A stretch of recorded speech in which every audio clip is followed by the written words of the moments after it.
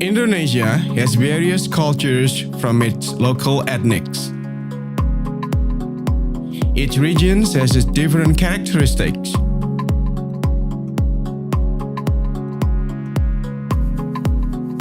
Madiun is a city located in East Java. Its motto as Kota Gadis, Perdagangan, Pendidikan, dan Perindustrian, Universitas PGRI Madiun (unipma) plays a major role to develop the quality of education both nationally and internationally. Universitas PGRI Madiun (unipma) has achieved some award, winning the award of Top University Aku from Cooperative 7, getting institution accreditation B, winning national competition grants, and many more. UNIPMA has 2 postgraduate programs and 4 faculties for undergraduate program with 22 departments. Postgraduate program, Indonesian language and literature education and social science education.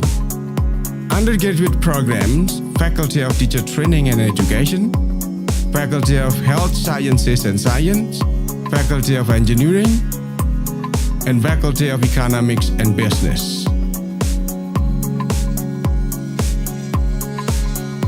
To support students' activities and develop students' talents and creativities, there are also some students' activity centers: choir, band, theater, modern and traditional dance, karate, student regiment, and scout. In encouraging the smart and competitive alumni, UNIPMA also provides representative facilities, convenient classrooms, Campus 1, Campus 2, Campus 3, library, laboratories, micro-teaching and computer, sports center, language and culture center, Graha Cendekia, dormitory, gamelan room. Universitas PGRI Madiun (unipma) commits to give learning-oriented education and student independence to develop their abilities and skills by organizing some activities such as national and international seminars. Universitas PGRI Madiun, smart and competitive. UNIPMA, smart and competitive.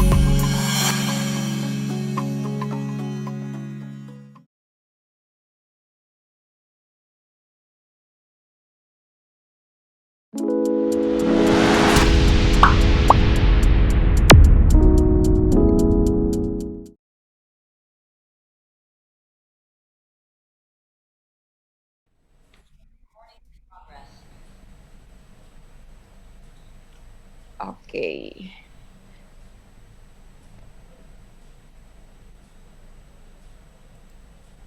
Mas Ina minta tolong nanti kalau ada participants yang mic-nya kebuka ditutup aja ya. Iya. Selama saya opening. Iya, Bu. Okay. Good morning, everyone. Welcome to Breakout Room 4. In this session, we will have several presentations from speakers in the topic of applied science. Please let me introduce myself. My name is Agita Rismanur Rikmawati, and I am one of the committee of ICETECH 2021. And today, I will be responsible to be your moderator.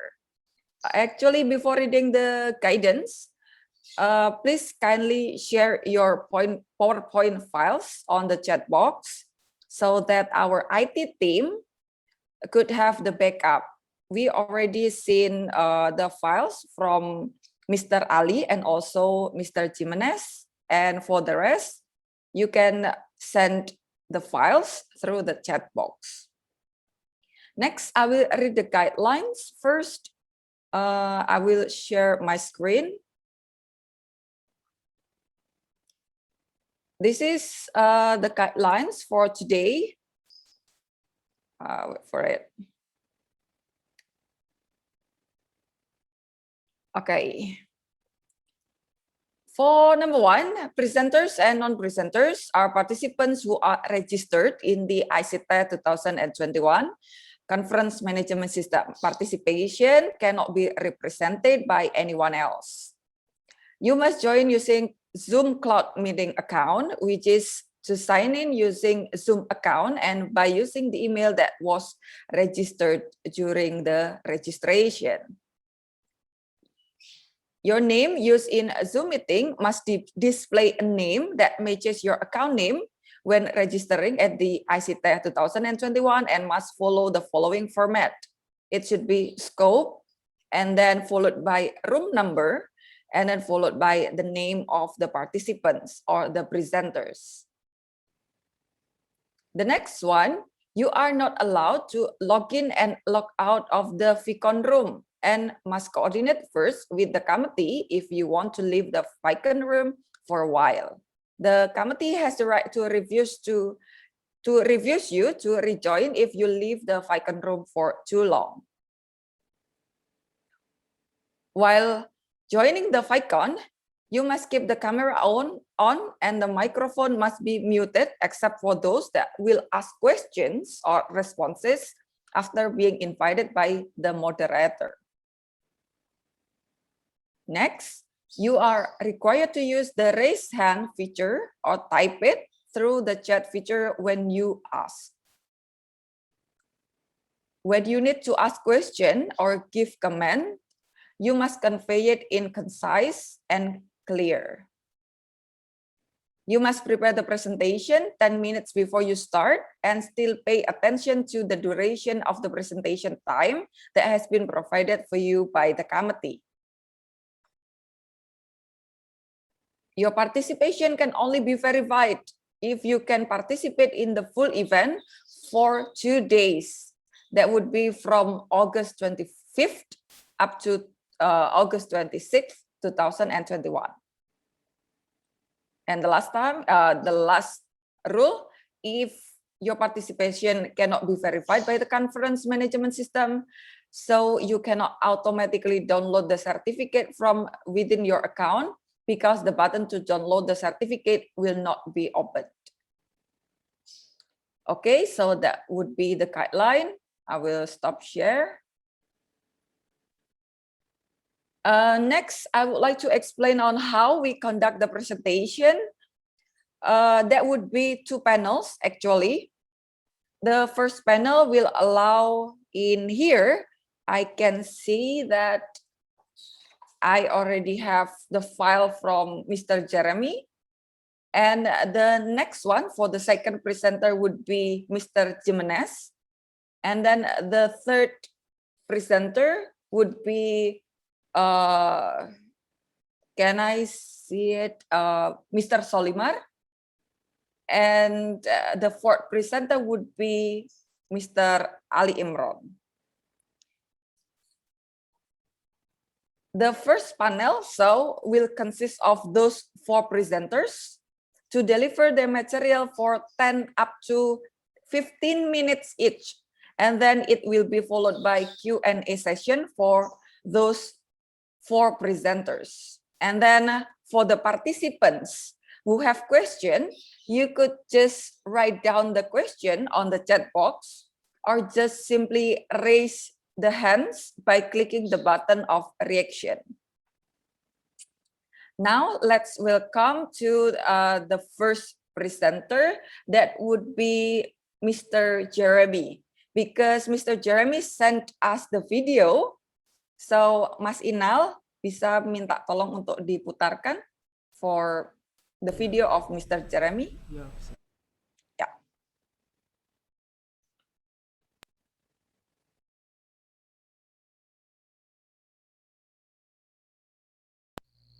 Good morning, everyone. Thank you for this opportunity. I would like to present the result of our study on phenotypic and molecular diversity of native chicken genetic groups in the Philippines under the program of Sustainable Production, Marketing, and Utilization of Prototype Bulinaw Chicken in Ilocos Region. This project was funded by the Department of Science and Technology, Philippine Council for Agriculture, Aquatic, and Natural Resources Research and Development.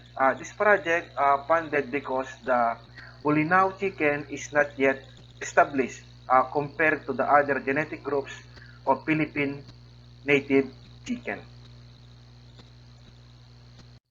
These are the genetic groups of native chicken in the Philippines. First, the Darag, which is located in the Iloilo province, Visayas. This Darag is already established. The Sampen, from the Zamboanga Peninsula, Mindanao. This Sampen is already established. The Camarines from the Camarines, Boholano from Bohol, and the Parawakan is from the Palawan.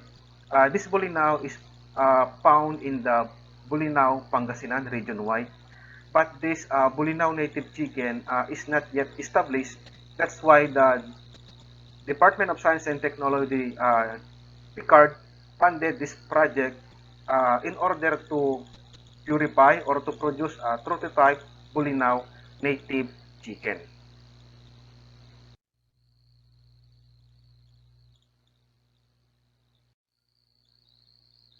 Why Bolinao?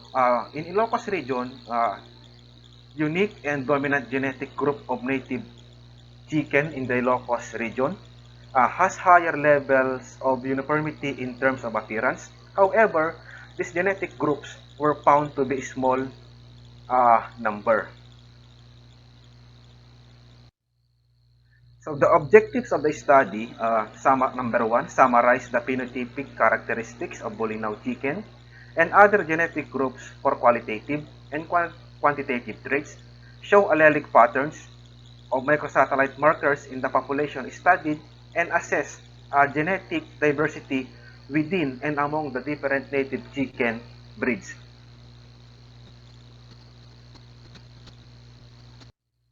So this is our conceptual framework. We have the genotype and phenotypes so that we can, in order to produce a prototype Bolinao chicken. So this is our methods. Number one, sample and collection and phenotypic assessment.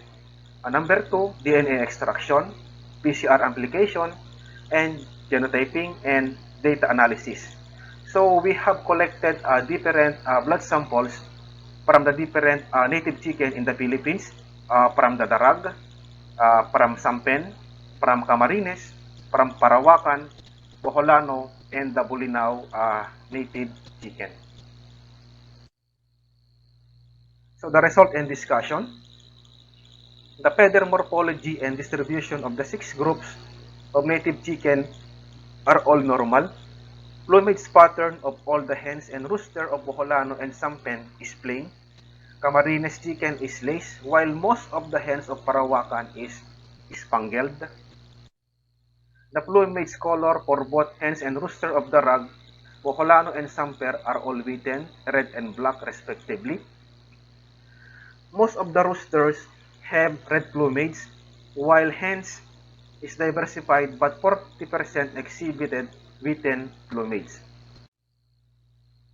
So the table shows the mean comparison on the morphometric features of 6 genetic groups of native chicken in the Philippines used in the study. In terms of the body length, Sampen has the longest body, but it is comparable with the length of Camarines and Boholano. The body of rooster of these groups of chicken are significantly longer than the body lengths of Bolinao, Darag, and Parawakan. On the other hand, Parawakan hens have significantly shorter body lengths than the hens of other genetic groups. In terms of wingspan, Camarines, rooster, and Boholano hens have the widest wingspan among the 6 genetic groups of native chicken considered in this study. However, they are statistically the same with that of Bolinao, Darag, and Parawakan. Both of the wingspan of the roosters and hens of Sampen was significantly the shortest among the 6 groups. In terms of shank length, the shank of Sampen are the longest, but they are significantly different with Boholano, Bolinao, and Parawakan. Camarines and Darag have comparable shank lengths, which are significantly shorter shanks than Sampen. The Camarines group of native chicken exhibits the shortest shank. In terms of the chest circumference, the rooster of Parawakan group of native chicken have the widest chest circumference. They are significantly larger than the roosters of Boholano, but comparable with Bolinao, Camarines, Darag, and Sampen. On the other hand, the chest circumference of Bolinao hens is the largest, followed by Parawakan, then Sampen, Darag, Darag. The Camarines hens exhibit the smallest chest circumference. The table shows the mean and effective number of alleles, Shannon index, observed heterozygosity, expected heterozygosity, as observed within the 6 native chicken genetic groups at 15 microsatellite markers. So the observed number of alleles is the actual number of alleles that is found in the population, while the effective number of alleles is the number of alleles that can be present in the population. For example, for Bolinao, it requires 2.1058 alleles to achieve the same expected heterozygosity as in the Bolinao population. It can be said that 2.993 minus 2.1058 equals the 0.8275 alleles is negligible. The observed number of alleles found in the population already meets the required number of alleles needed to achieve the average heterozygosity of 0.8275. This high allelic diversity indicates sufficient genetic variability existing in the population despite its decreasing population trend.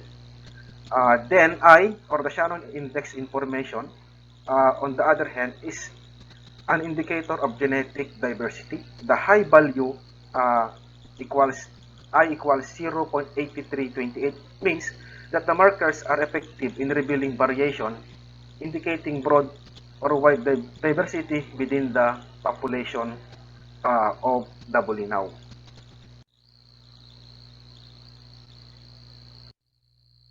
The table shows the summary of heterozygosity statistics as observed for its locus across the 6 native chicken genetic groups studied. The average heterozygosity was less than the expected heterozygosity. The lower observed heterozygosity means that there is less genetic diversity in the population. Aside from that, observed heterozygosity lower than the expected indicates a possibility of inbreeding. Various factors can contribute towards excess homozygotes. First, the locus is under selection. Second, the alleles may be present, which are leading to false observation of excess homozygotes. Non-alleles are alleles that cannot be detected because of mutation, often within the primer site, Brookfield 1996. Third, inbreeding may be common in the population. Fourth, the presence of population substructure may lead to Wollen's effect. The Wollen's effect is a reduction of heterozygosity. That is when an organism has two different alleles at a locus in a population caused by a subpopulation structure.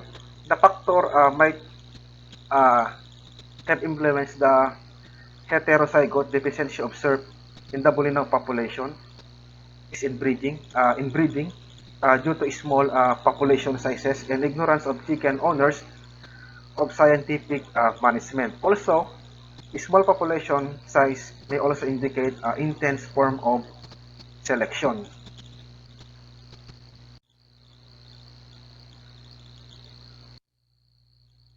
The table shows the original measures of genetic identity and genetic distance across the 6 native chicken genetic groups. The nice original measure of genetic identity above diagonal, and the genetic distance is the below diagonal across the 6 genetic groups of native chicken. Parawakan and Sampen record the highest genetic distance, 0.5103, between the other genetic groups of native chicken. Meanwhile, the Bolinao and Darag are the least genetically distant among the groups. This result is congruent to the genetic identity values that is Parawakan and Sampen have the least genetic identity value, and the Bolinao and the Rag have the highest genetic identity value.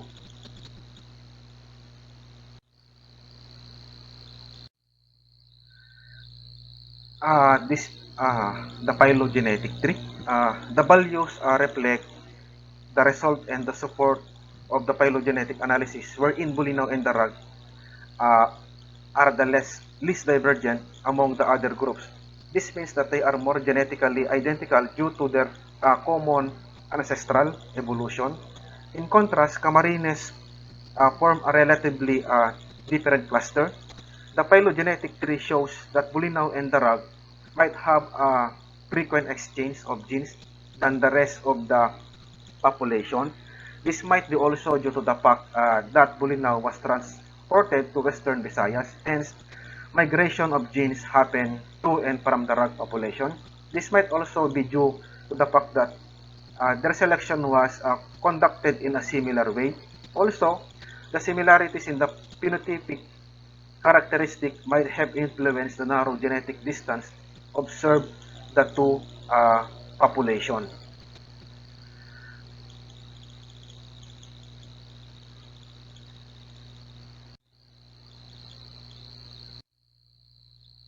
So this is the rooster. Based on the literature, the comb type, single, comb size is small, plumage color wheaten, plumage pattern plain, earlobe red, shank color black, iris color orange, and the breeder stock, comb type single, the comb size is small, plumage color orange to red, plumage pattern plain, earlobe red, shank color yellow, and the iris color orange. And our F1, the comb type is single, comb size is small, plumage color orange to red, plumage pattern plain, the earlobe color is red, the shank color yellow, white, and black.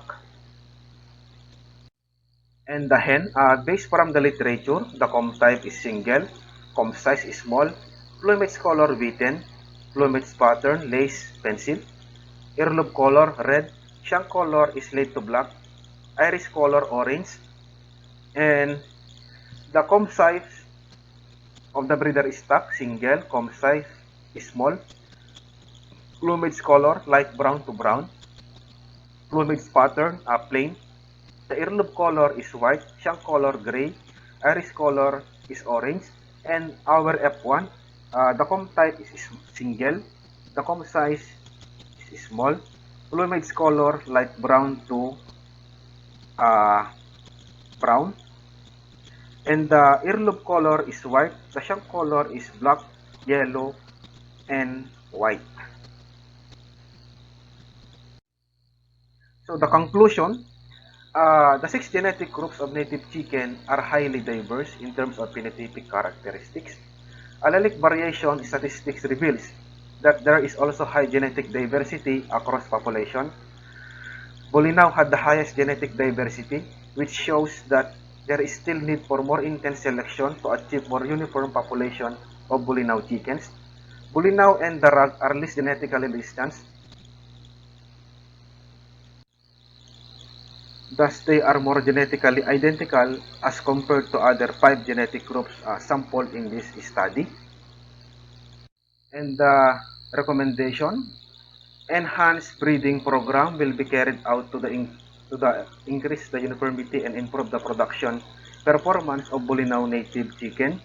Explore other microsatellite markers to further determine the genetic variability, identity, and relationship of Bolinao native chicken to other genetic groups.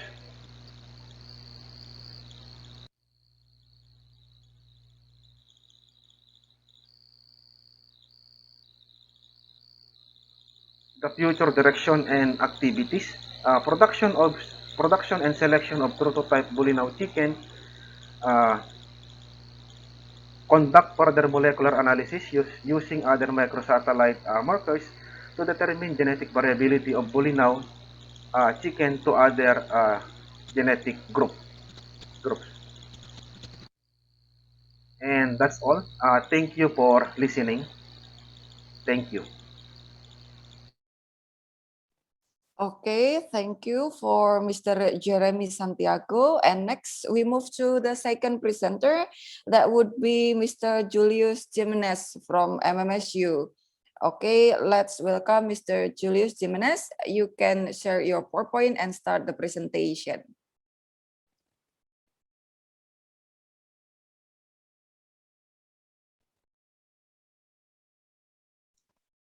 Good morning, everyone. So, Good morning.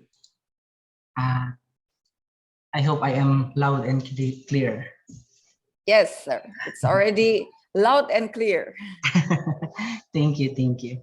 I am here to present to you my study entitled Quantifying the Impact of Climate and Land Use Change on the Groundwater Hydrology and Sustainability of the Kiawit River watershed. This watershed is located in the northern Philippines, Ilocos region. So I am Julius Jimenez, by the way, a college instructor of the Mariano Marcos State University, Philippines, and this is my contact email. So the background of study, water is very important to our lives. And if for this study, I considered three areas, broad areas: the climate, the land use, and water resources per se. This plays a vital role to each other, because one of them will be gone, then the water cycle will no longer works. But this also provides problems, for example, for land use, because of drought, forest fire, flood. There is a rise in temperature that triggers the climate, which provide a global warming, heavy rainfall, strain typhoon. And also for climate, for example, precipitation recharges groundwater, which on the other hand, human activity in a land use, for example, now it also gives overexploitation that gives contamination, decreasing water supply, dead rivers. For example, is nitrogen intrusion, salt intrusion in the groundwater. So these are the problem. These are the background of the study,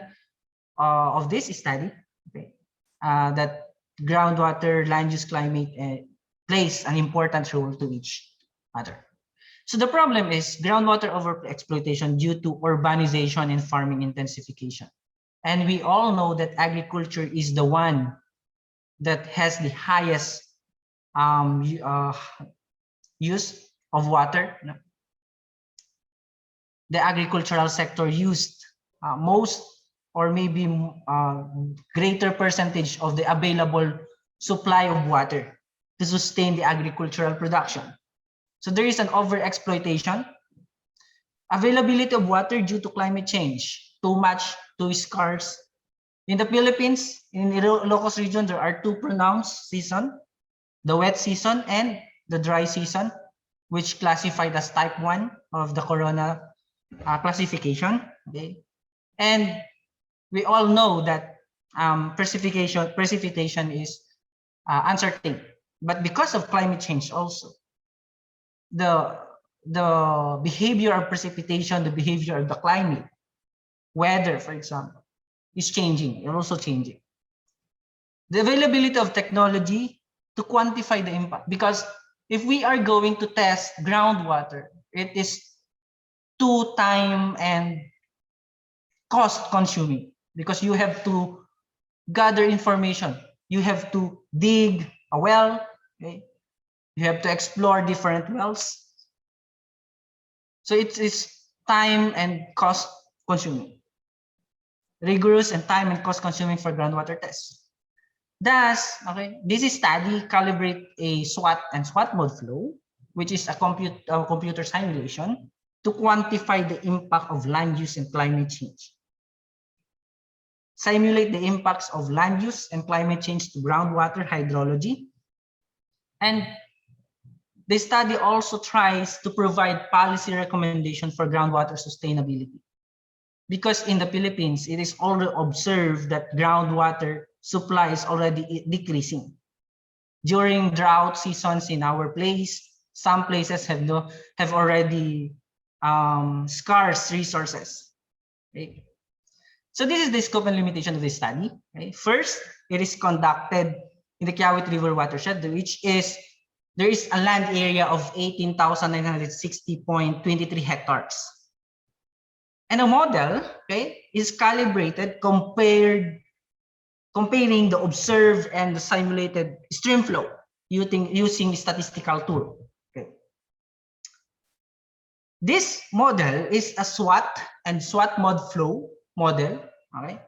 And this is a simulation that based on the use the historical record of the place. On the other hand, land use and climate change scenario are based in the comprehensive land use plan and the PAG-ASA projection, respectively. So the significance of this study is contribute to the field of science such as climate change mitigation, water resources management, groundwater sustainability, comprehensive land use plan, and to the different stakeholders, policymakers, researchers, students, to the community, of course, and the different disaster reduction risk management office. And I want to connote this, as I always see on the social medias, water is the next big issue. This is the conceptual framework where we can see, if we consider these three big areas, we can make a sustainability, which if we also consider, if we only consider two broad areas, we are just conserving, preserving, okay? For example, water resources and land use, we are utilizing resources. The climate and the land use is adaptation and mitigation. While if we consider these three big areas, we are making a sustainability: water sustainability, groundwater sustainability, surface sustainability. So this is my research methodology. First, data compilation and preparation and processing, wherein I collected the available data in the place. And then I process this, which is it required by the SWOT model. Okay. And then while I am formatting this data, I gathered information about land use and climate change, okay, to build scenarios from the CLUP and from the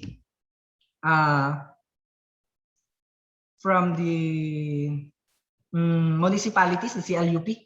And then from that, I have also conducted stream flow measurements using conventional methods.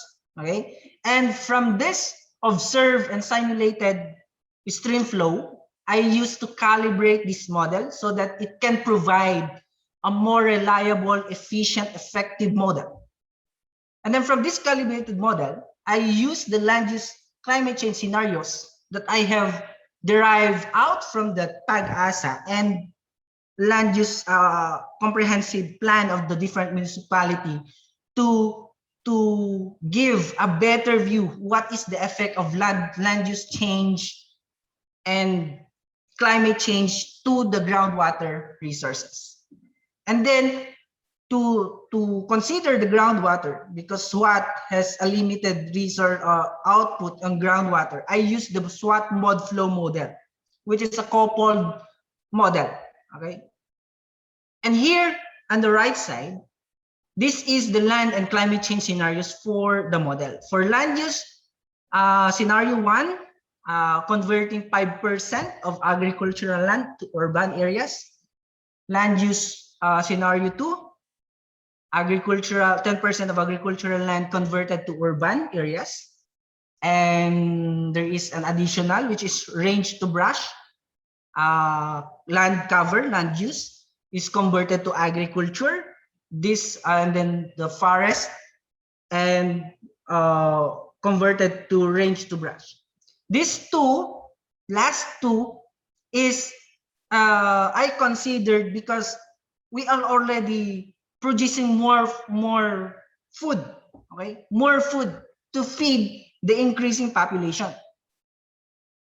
And while the urbanization is expanding, we have also to expand the agricultural land because food is increasing, population is increasing, the demand of land allocation is increasing, thereby forest lands and range to brush lands also facing force to change.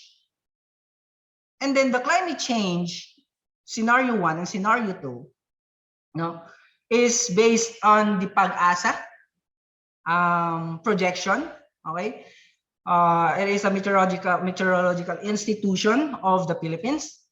And for the LUCC1 and LUCC2, this is the combination. For example, LUCC1 is the combination of LUC1 and CC1, while LUCC2 is the combination of LUC2 and CC2.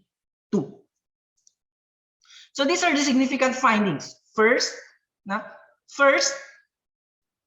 there is an effective SWOT and SWOD mode flow model because it captures the peak flows, the peak stream, or the peak precipitation, this peak rainfall captures with a peak stream flows as seen in the graph.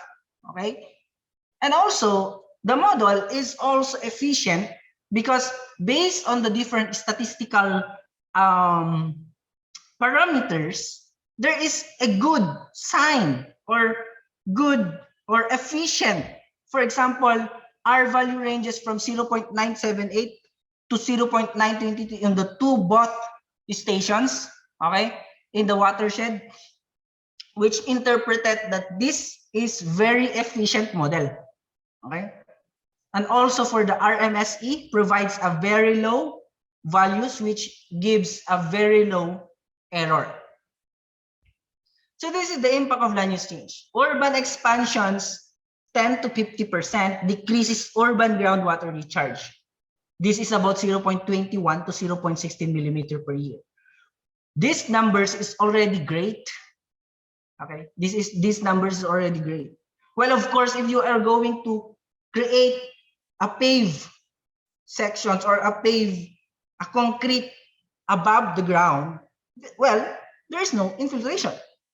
Then it will reduce the groundwater recharge.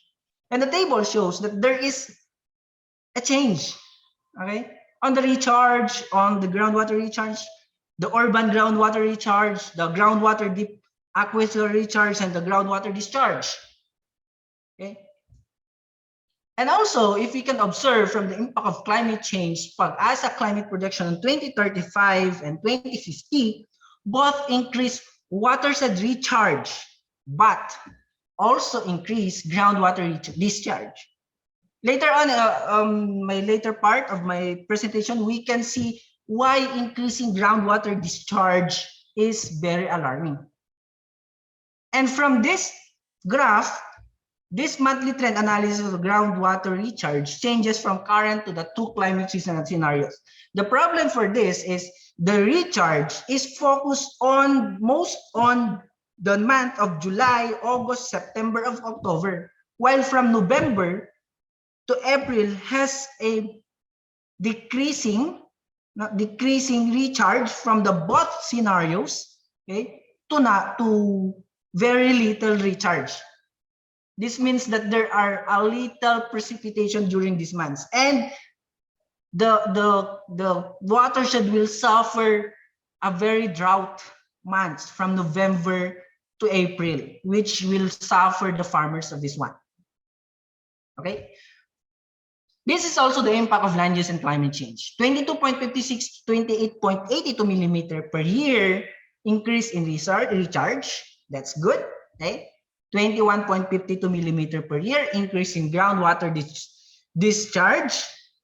94.40% is simulated to occur during peak months from July to September. I will show you later on the graph. Groundwater hydrology is gradually changing, temporal change, no? Because in the watershed there is an equal division of months during wet season and dry season. But because of this climate change scenario of the PAG-ASA, seems like wet season is getting smaller, and then the dry season is getting longer, okay, shorter and longer. I'm sorry. So wet season becomes wetter while dry season becomes drier. I will give you an example for this. This is the graph. Monthly trend analysis on the groundwater discharge or base flow change from current to the land use and climate scenario. What is the implication of this? The implication of this, the normal or the current is the rainfall or the precipitation or the climate in the watershed is divided into 6 wet season from June to November, and then the dry season is from December to April, about 6 to 6. But this time, if you can see, the water is focused during July to September. And for the current, the land use climate change 2, which is 2050, is from July to October. What is the implication for this groundwater discharge? The more groundwater discharge during peak season, the more flash floods.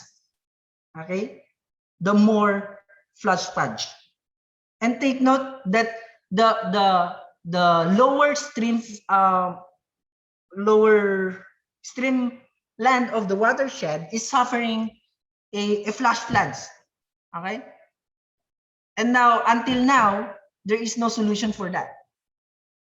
And sadly, I am from that municipality. That's why I know what's the feeling that there is a problem incoming.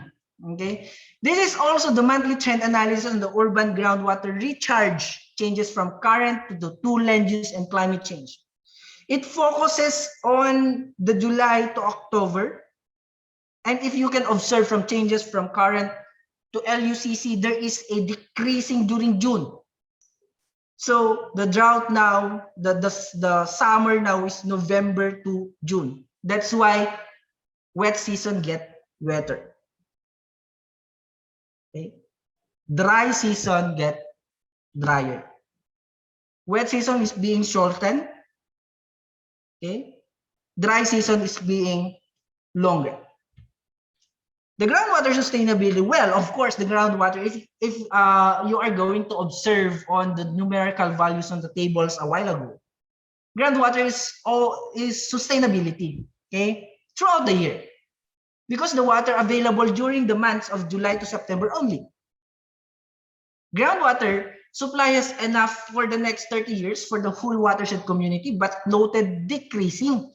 Sustainability beyond the next 30 years is uncertain. That's why this study is very important in simulation to others, which is I am doing right now. Watershed conservation must be addressed to sustain groundwater in more than 30 years for the future generations. And we can now, if we can sustain that future generations with enough water supply, then we are already making a water sustainability. Conclusion is SWOT and SWOT mode flow models are adequate to simulate the Kiawit River watershed groundwater resources. The land use and climate change disturb the groundwater hydrology, pushes to change throughout the year. And take note that urbanization contaminates groundwater in terms of quality and quantity. Okay? It's not just only the quality, but also the quantity. And also the increase of groundwater water discharge and increase in precipitation will cause more floods, more flash floods. The recommendation for this study is urban groundwater facilities must be constructed within the urban areas to sustain the supply of the groundwater. Sweep or small water impounding projects or small farm reservoir must be identified and constructed in the watershed to store groundwater discharge and contribute to the groundwater recharge.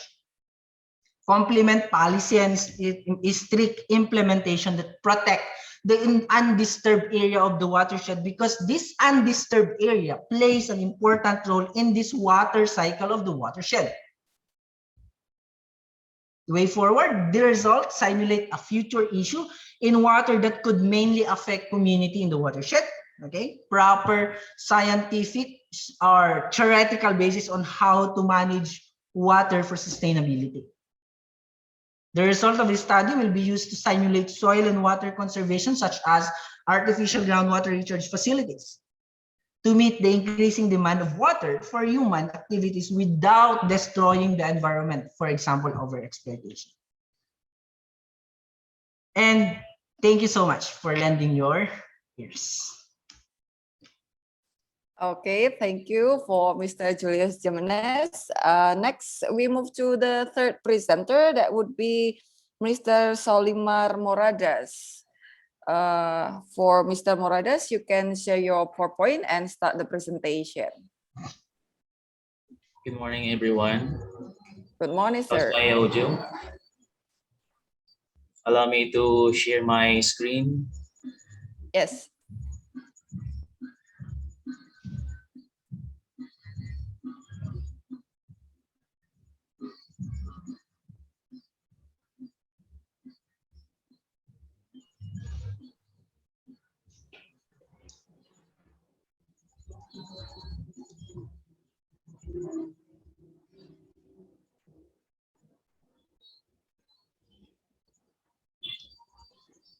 Good morning, everyone, to my fellow presenters and to my members of the panel. Good morning. Good So morning. our research paper, or you are going to present about onion storage and dryer.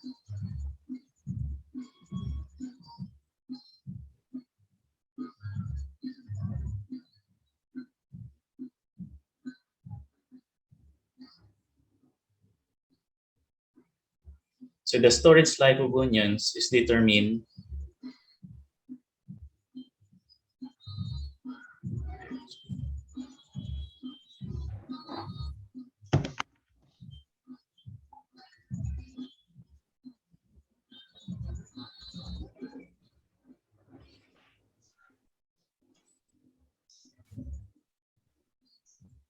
The storage life of onions is determined by the variety and storage condition. When properly stored, good keepers, such as copra and sweet sandwich, can be successfully stored for several months. Poor keepers, such as wala and sweet Spanish, can only be stored for a few weeks. If the storage temperatures are too warm, the onions may sprout. Rotting may be a problem in damp locations. Inspect the stored onions on regular basis. Discard any that are starting to rot. Most household users, especially here in the Philippines, do not purchase bulk volume of onion bulbs because of some problems they encountered.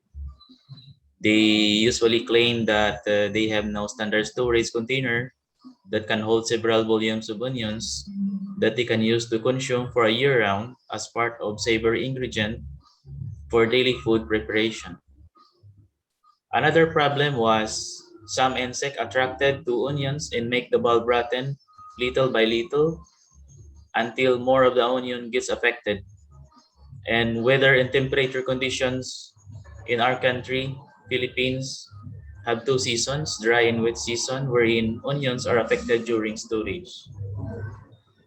So with this problem cited above, so we inspired to develop prototype of onion storage and dryer that will give solution to the household having problems in storing volume of onions to be used year-round. So the following objectives that we observe is we will use to sense and maintain the temperature and moisture content of the storage and dryer area. Specifically, this is to determine we are going to design and construct onion storage and dryer, and to evaluate the onion storage dryer through design, portability, and efficiency, and to test the efficiency of the device. So we use input, process, output, or IPO in our conceptual framework. And this is for utilize and observe our prototype onion storage dryer.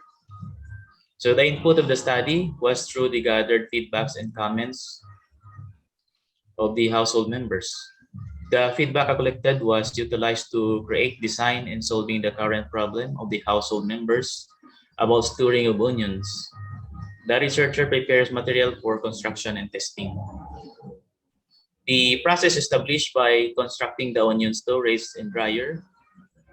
Once completed, there was testing done if certain conditions were satisfied, if it is function, and there were evaluations done by 30 household users in a certain barangay in the municipality of Miagao, Iloilo. The output was the result evaluation as to the acceptability level of the design. The efficiency was still ongoing because the device still needs to observe as to the yield result of onions year-round if the onions stay long in the storage area without damage. This was also to observe certain conditions of the device as to sensing temperature and moisture content of the area. So we use the developmental approach in our methodology.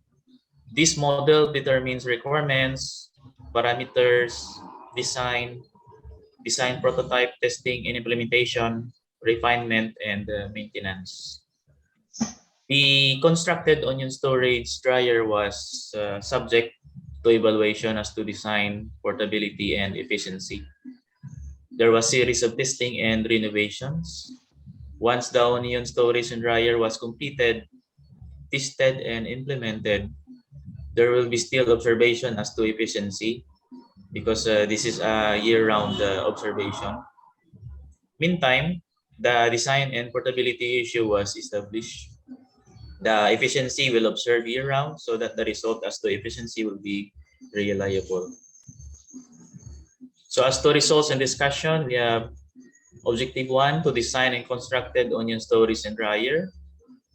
So the result, the various embodiment of the storage and dryer relates to storing of onions to maintain the moisture contents and temperature needed. More particularly, the present innovation is home essential that the household can store more onions to sustain year-round of consumption.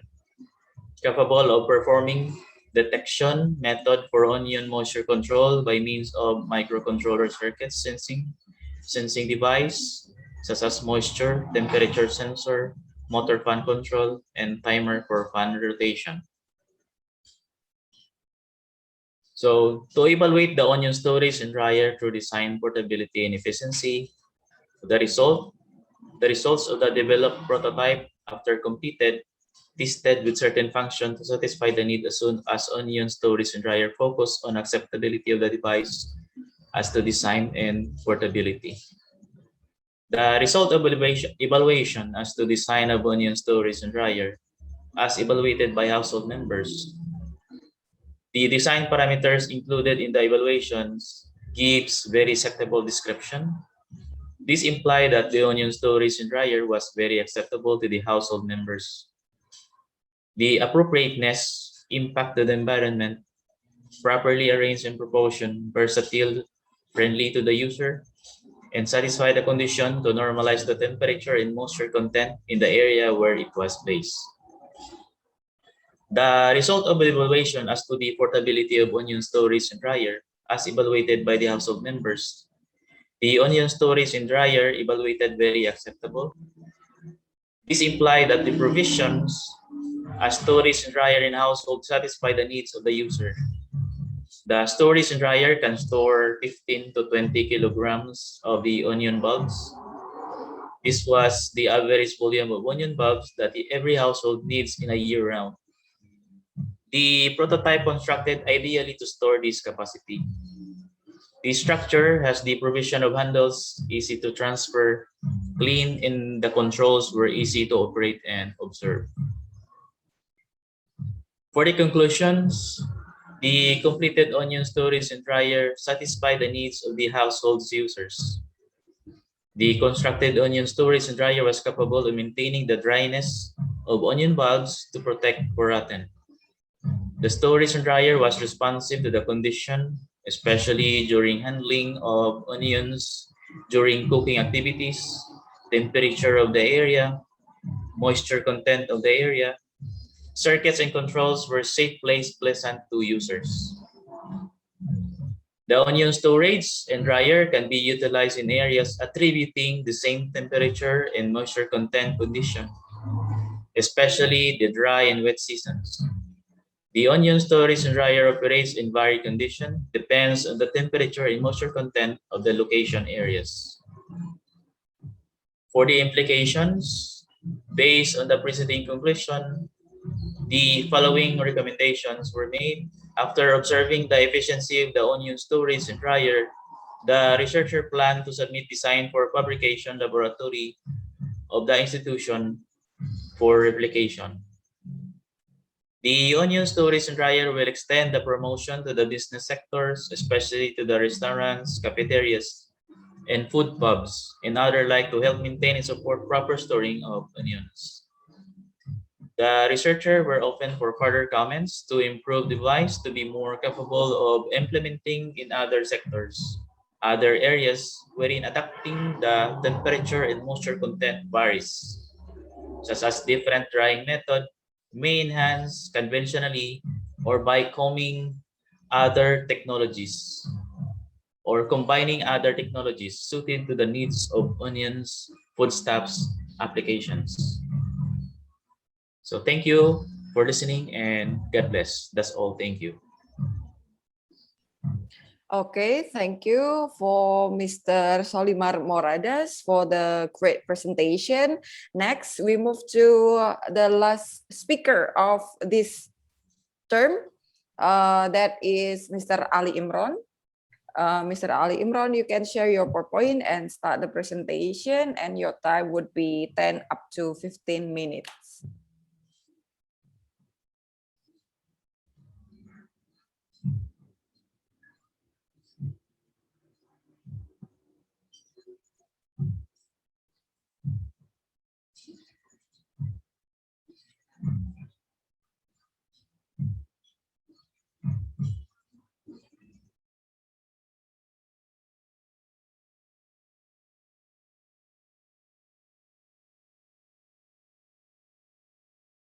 Mr. Ali, would you like to unmute your mic first? Yeah.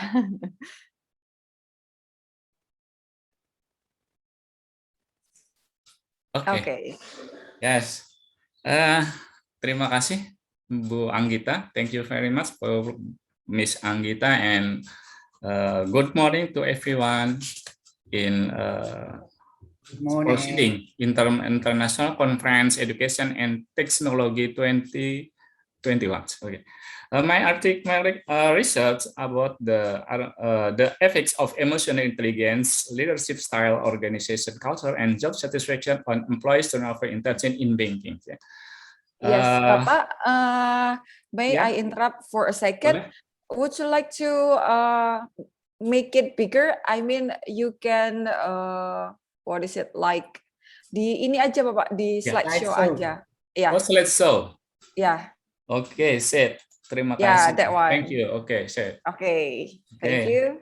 Okay. Abstract.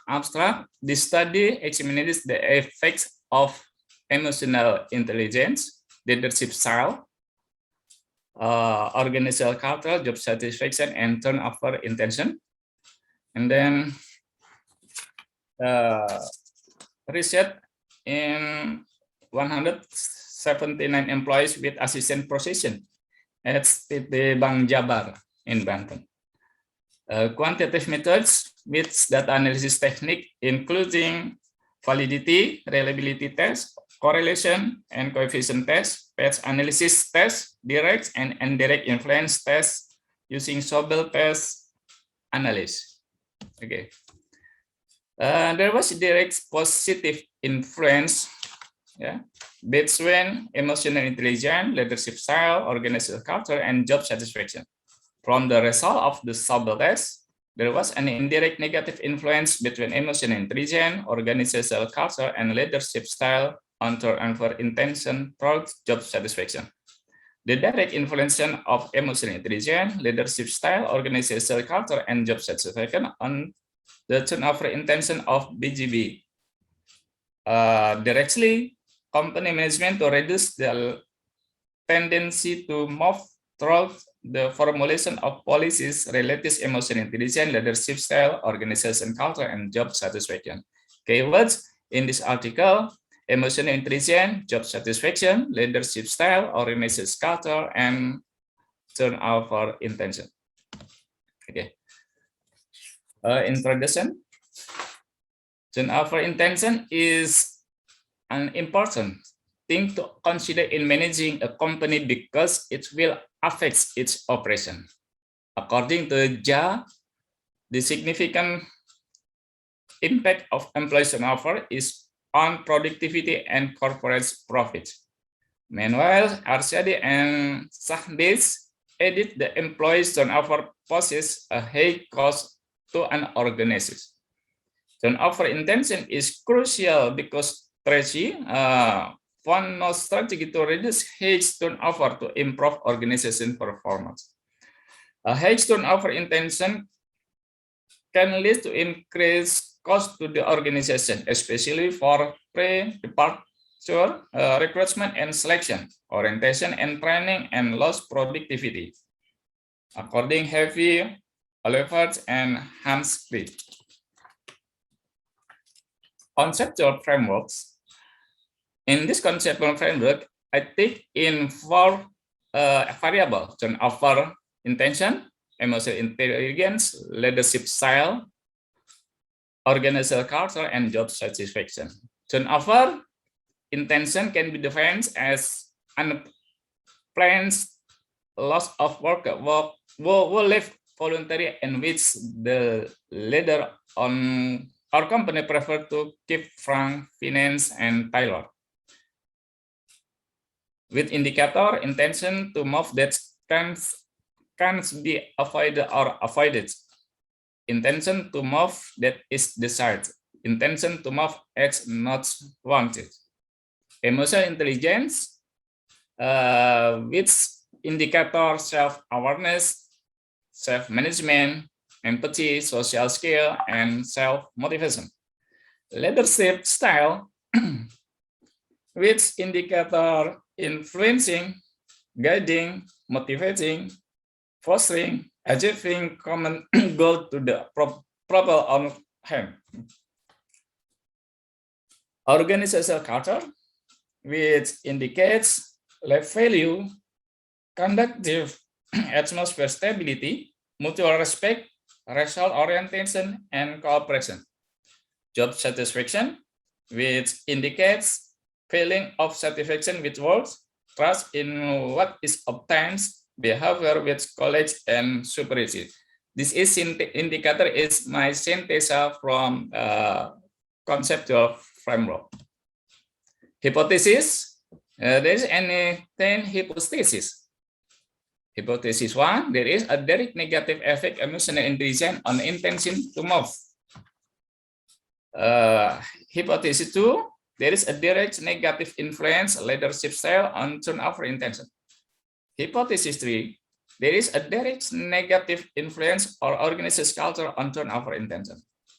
Hypothesis 4, there is a direct negative effect of job satisfaction on turnover intention. Hypothesis 5, there is a direct positive effect of emotional intelligence on job satisfaction. Hypothesis 6, there is a direct positive influence of leadership style and job satisfaction. Hypothesis 7, there is a direct positive effect of organization culture and job satisfaction. Hypothesis 8, there is a negative indirect effect of emotional intelligence variable on turnover intention through job satisfaction. Hypothesis 9, there is a negative indirect effect of leadership style on turnover intention through job satisfaction. Hypothesis 10, there is an indirect influence of organization culture on turnover intention through job satisfaction negatively. Okay, this figure can constellation of relation between research variable X1 emotional intelligence, X2 leadership style, H3 job organization culture, H4 job satisfaction, and W turnover intention. The other is other variable. Methods, sample determination are based on Slovin formula with accuracy limits of 93%. Data collective were collected using 5-tip variable of questionnaire. Procedure for data analysis using IBM statistics, correlation test, coefficient, patch analysis, direct and indirect hypothesis. Result. Emotional result and discussion. Emotional intelligence has a direct effect of turnover intention. Direct effect of leader style on turnover intention. Direct effect of organization culture on turnover intention. Direct effect of job satisfaction on turnover intention. Direct effect of emotional intention on job satisfaction. Positive direct effect of leadership style on job satisfaction. Direct effect of organization culture on job satisfaction. The indirect effect of emotional intelligence variable on turnover intention through job satisfaction. And direct effect of leadership style variable on turnover intention through job satisfaction. The indirect effect of organizational culture variable on turnover intention through job satisfaction. Author contribution. This research provides the causality of variable studies, which turnover intention can be caused by emotional intelligence, leadership state, organizational culture, and job satisfaction. Acknowledgement. Thank you for Universitas Negeri Jakarta, Universitas Sultan Agung Tirtayasa, and Bank BJB Banten have been permitted for this research. Okay, thank you very much for everyone. Thank you. Yeah, Terima kasih. thank you Pak Ali Imron for presenting the material. Okay, so thank you for all of the 4 presenters in term 1 for sharing the knowledge to us. Next, for the respected audiences, if you have question, you can click the raise hands button or you just text on the chat box. Here I can see that Mr. Dwi Satyadi actually maybe have question to Mr. Jeremy Santiago here. You can ask the question, sir, directly to Mr. Santiago. Or you want to write, oh, okay. So the question would be Mr. Jeremy Santiago here, the question from Mr. Dwi. All of the hand varieties have their own genetic strength and also weaknesses. Is it possible to invent a new best variety from assimilation of the all races? That would be the first question for Mr. Santiago. You can directly answer the question, sir. Microphone. Oh. Mr. Jeremy, would you like to open your mic first? Unmute the mic. Yeah. Sorry. Okay. Thank you, sir, for that question. Our study is all about the Bolinao native chicken, which is not yet established. That's why the DOSTP card funded this project in order to purify through the process of selection. This Bolinao native chicken least number native chicken here in the Philippines.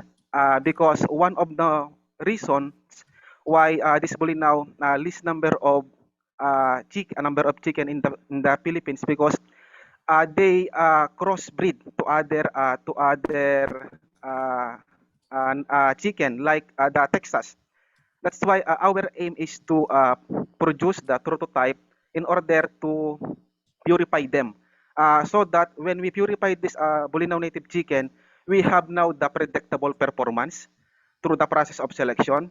So actually, ma'am, our Bolinao native chicken, the production performance is 60 eggs per year, compared to other Philippine native chicken, which 100 plus 100 plus eggs per year po.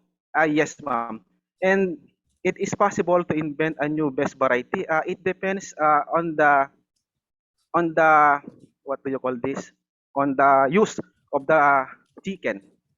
But our aim is to purify first through the process of selection, and then we came up.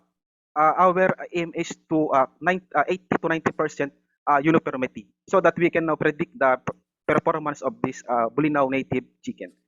That's all po. That's all, ma'am. Yeah, thank you. Dr. Jeremy. Okay, thank you for Thank you, the sir. answer. Yeah, from Mr. Santiago.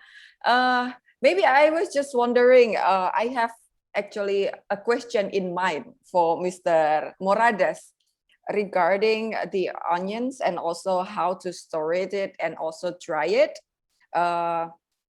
Mr. Morades, actually, is there any other spices that can be stored on the designed equipment, so that the company or the restaurant who keep the equipment not only keep or store the onions, but also can be used to other spices, sir?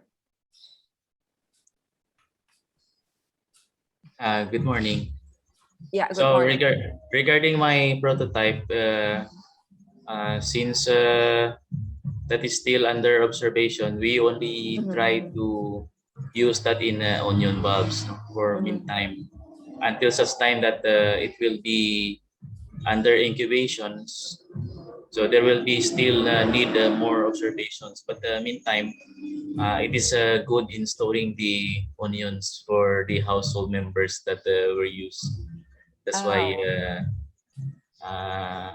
for meantime, it is being utilized in storing onions, but in other ways, like other ingredients in the kitchen, like garlics and other condiments, maybe that is another option to be observed later once done in observation in the onion bulbs. Oh, so it means that you need to observe the specific things Yes. in order to, for example, store the garlic, right? Yes. Oh, okay. Maybe garlic and onions are something similar in terms of characteristics and attributes, especially they are vulnerable in moisture. Oh, And okay. once more dry, it will also take sprouts.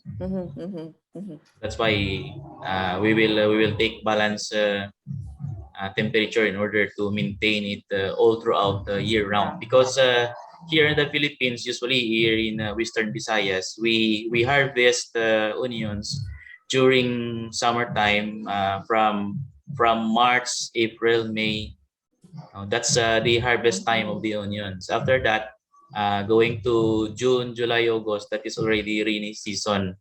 So sometimes the scarcity of onions makes it higher cost in the market. So some households are observing storing it so that they can also reduce their consumption or reduce their The use, financial right? aspect. Yeah. Their Oh, financial okay. Okay, thank you, That's all. Mr. Moradas, for Thank you. the great Thank you. explanation. And next, is there any participants or from the presenter also who have question to the panel presenters?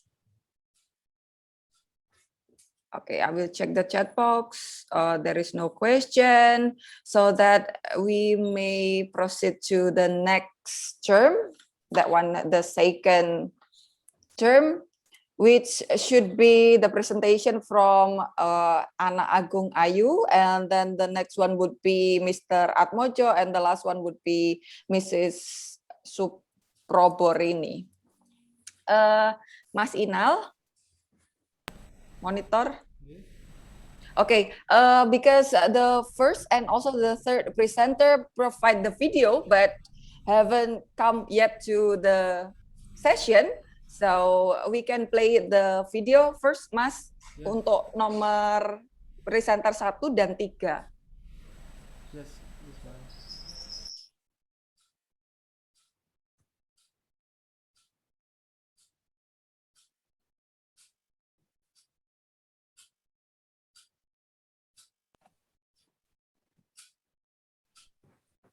Okay, so this is from presenter 1 ya, Mas? Good morning, ladies and gentlemen. Thank you for time. And now, let me introduce myself. My name is Putu Angga Wiradana. I'm from Faculty of Agriculture, Udayana University, Denpasar, Bali.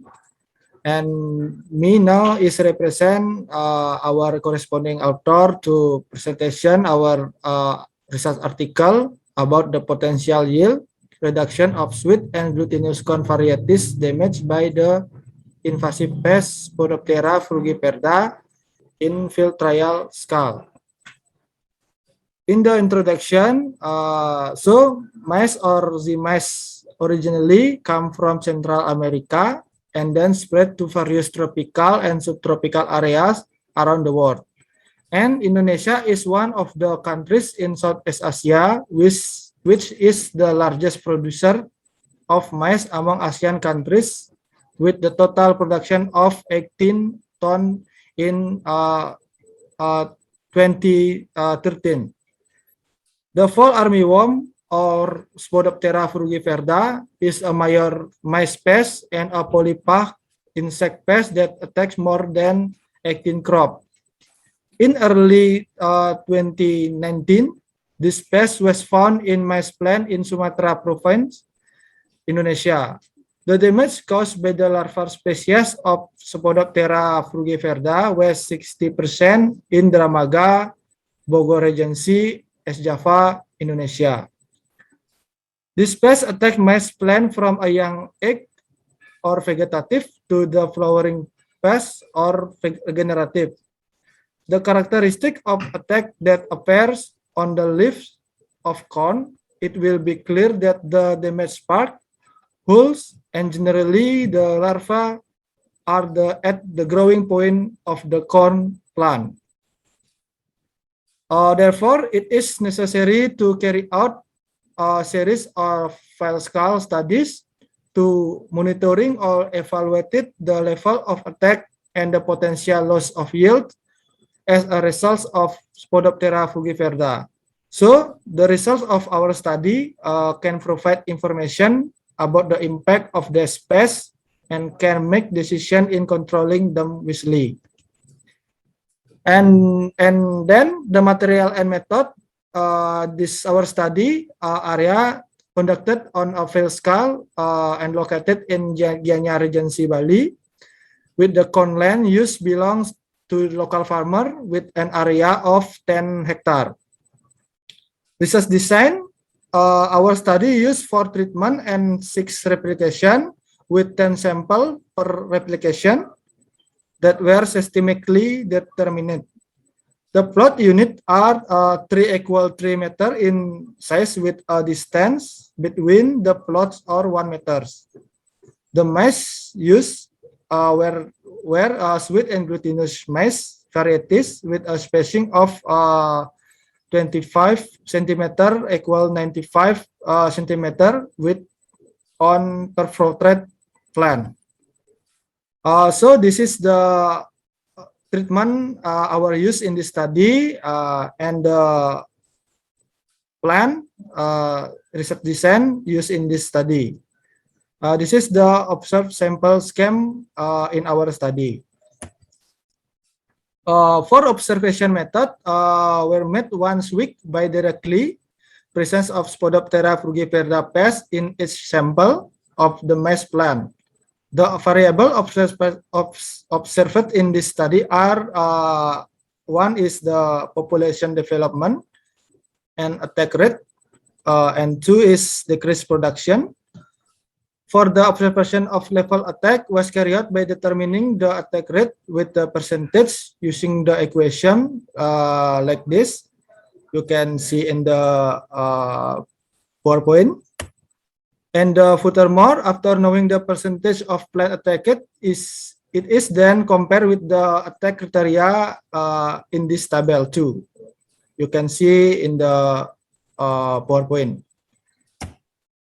So for the decreased production parameters, the observation of the decline in production was carried out by taking a sample plant that was observed in its treatment plot, and it converting it to hectare and compare with the result from the plot of corn plant that were not attacked by Spodoptera frugiperda with the plot of plant that were attacked by Spodoptera frugiperda. You can see the formula in our study. You can see in PowerPoint. Okay, the next is the results and discussion for our study in the population development of Spodoptera frugiperda. In the figure 1, you can see the treatment of sweet corn in the V1, P1, V2, and glutinous corn in V2, P2, which were attacked by Spodoptera frugiperda. The population began to be found in plant 2 weeks after planting, and then the population continues to increase, and the peak occurred at 5 weeks after planting with a population of 13.87 on sweet corn and 15.24 on glutinous corn. Furthermore, the larva population decreased until the maize plant was 8 weeks after planting. And then at the age of 9 weeks after planting, the corn no further Spodoptera frugiperda population development was found in the field scale. In the treatment of sweet corn V1, P1 and glutinous maize, corn in V1, P1, V2, P1. The second parameter is about the relationship between population and Spodoptera frugiperda attacking rate. The results showed that the treatment of sweet corn and glutinous maize was attacked by Spodoptera frugiperda. And the attack began to appear on plant egg 2 weeks after planting, with an average low attack rate of 60.93% for the sweet corn and 17.09% on glutinous corn. This is the regression analysis result, showed a relationship between the larval population and the attack rate of Spodoptera frugiperda. You can see the figure for the detail. The equation with the correlation coefficient with the value R2 of 0.41. And then finally, you can see the decreases in yield was caused by Spodoptera frugiperda on the sweet and glutinous corn. In the field scale, you can see the two treatment we use to know the decreased yield.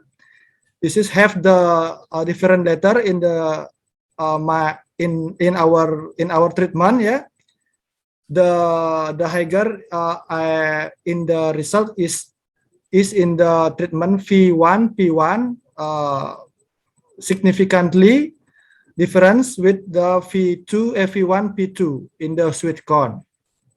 So the same result is, you can look at the glutinous corn. Yeah, in the high value you can see in the treatment V1, P1, and secondly significant difference in the V1, P2 with the decreased yields 25.04% for the glutinous, and the sweet corn is the 28.08%.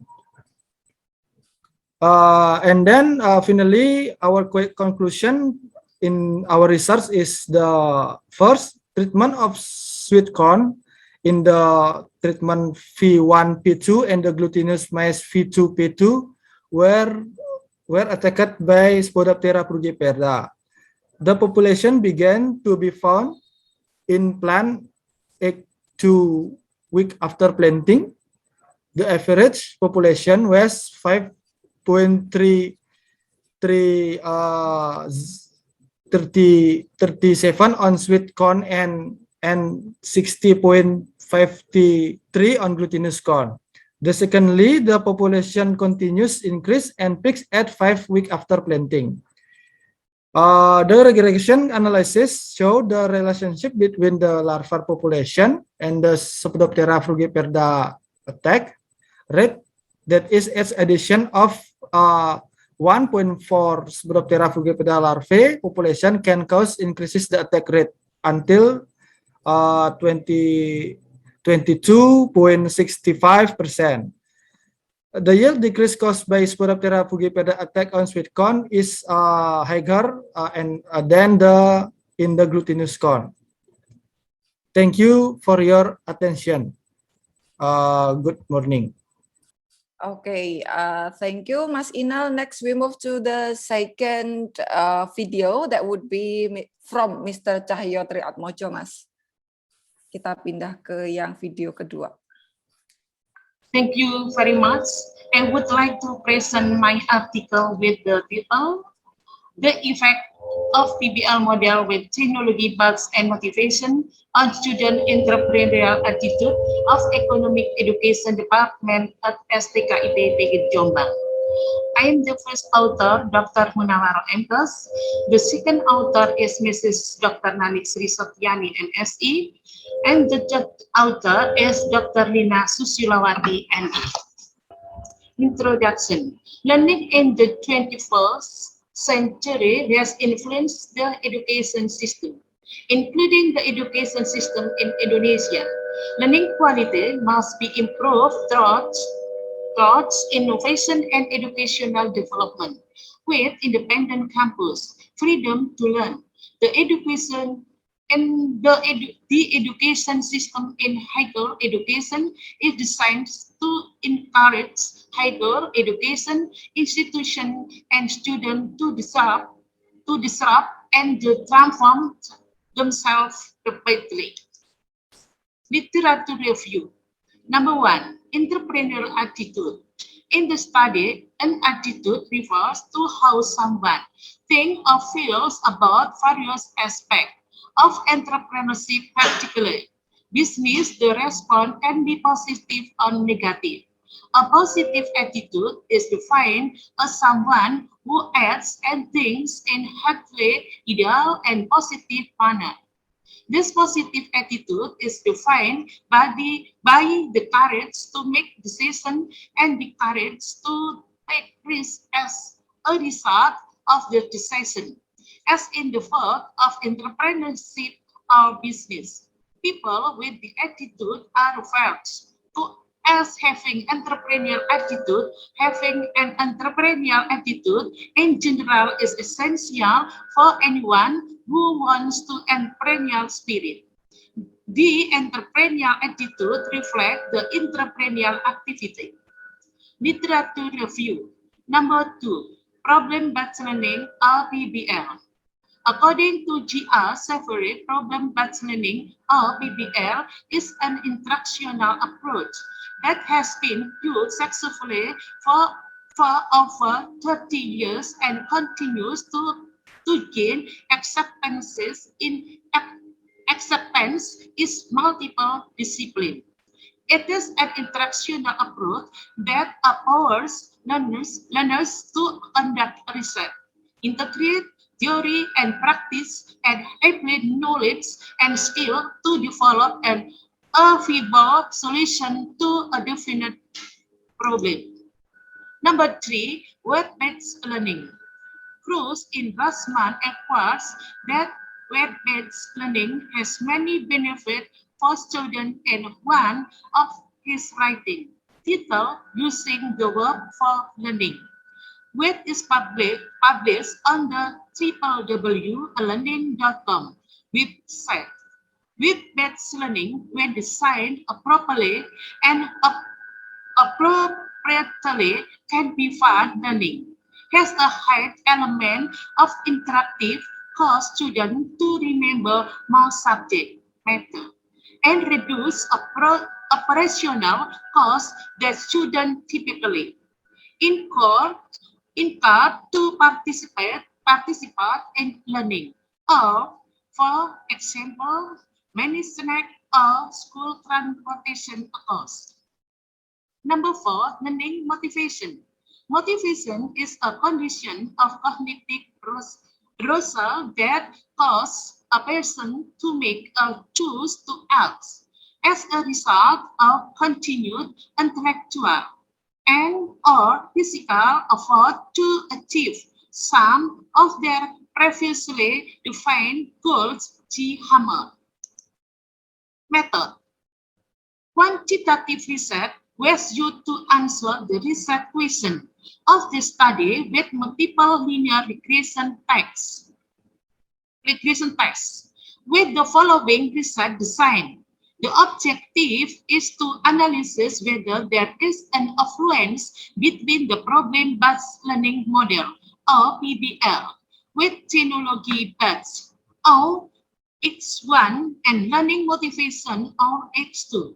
Variable on entrepreneurial attitude variable, or Y, a student in the economic education department at STKIP PGRI Jombang. In the study, there were 206 students as the population from economic education program of STKIP PGRI Jombang. A sample of 136 was obtained by using the Strovin formula. Sample random sampling was used for the sampling procedure. This study used multiple regression to see the effect of two independent variables, namely the PBL model with technology bugs, or H1, and learning motivation, or H2, on the dependent variable of entrepreneurial attitude, or Y. Result. It shows that technology bugs PBL model variable effects on entrepreneurial attitude, as evident by the T significant value of 0.000 smaller than 0.05 and the T significant value of 0.017 smaller than 0.05 for the learning motivation variable, indicating that the learning motivation variable effect on entrepreneurial attitude of economic education department of STKIP PGRI Jombang. A score of 0-160 showing the magnitude of influence of 60% on the entrepreneurial attitude of the variable PBL model with technology bets and motivation of learning.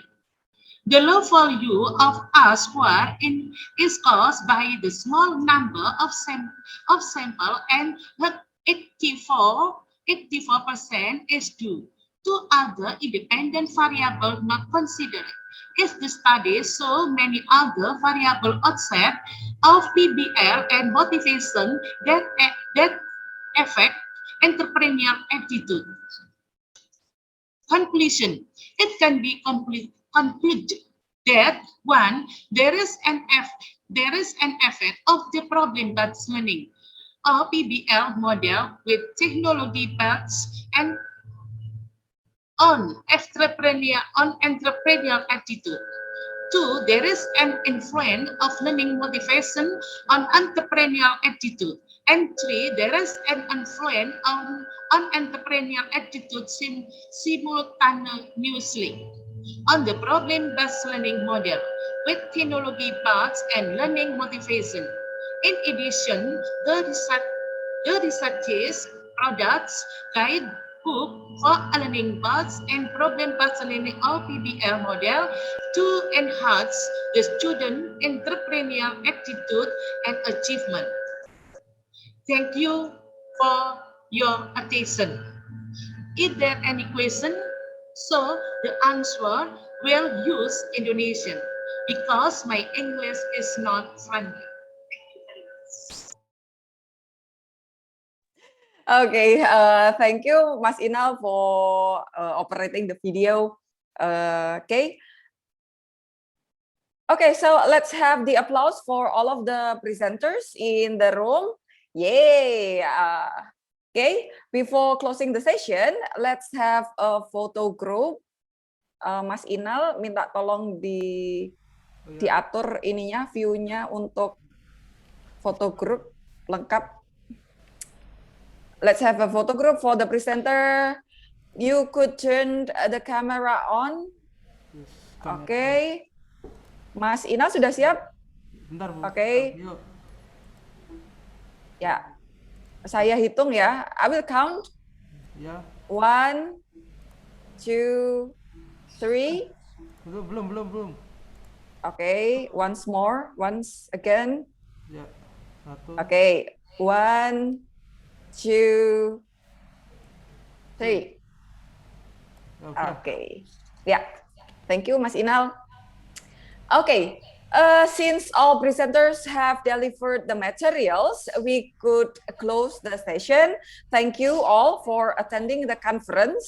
We hope you have learned and also enjoyed the event. And we will welcome you to the next year in the third ICETECH 2022. Have a good day, Bapak Ibu. Thank you, Miss Agita. Wassalamualaikum warahmatullahi wabarakatuh. Bye-bye. Thank you so much, Ms. Agil. Yeah, thank you, Mr. Jimenez. Thank you for Mr. Thank you, Jeremy ma'am. Santiago. Thank you. Thank you, Mr. Ali Imran, and thank you for Mr. Solimas Moradas. Thank you for the all participants here.